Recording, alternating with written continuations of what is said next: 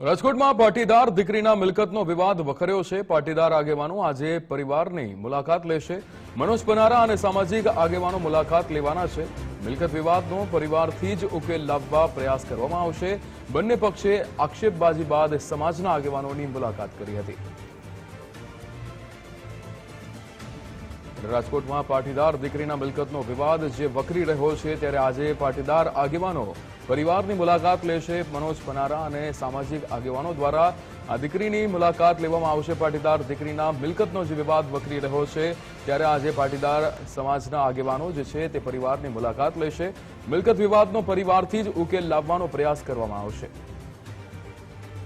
રહીમ લાખાણી આપણી સાથે phone line પર જોડાઈ ગયા છે। રહીમ, જે રીતે પાટીદાર આગેવાનો આજે આ પાટીદાર દીકરીનો જે મિલકત વિવાદ વકરી રહ્યો છે ત્યારે પરિવારની મુલાકાત લેવાના છે, શું વિગતો?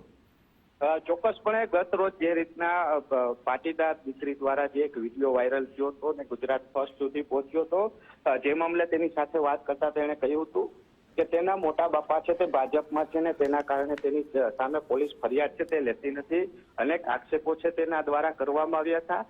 જો કે આખો આ વિવાદ સામે આવતા જ મોરબીથી પાટીદાર આગેવાનો છે તે આજે રાજકોટ આવવાના છે। મનોજ પનારા સહિતના આગેવાનો છે તે રાજકોટ આવીને પરિવારની મુલાકાત લેશે અને પારિવારિક રીતના કઈ પ્રકારે સમાધાન થાય તેવા પ્રયાસો છે તે આજે હાથ ધરવામાં આવશે।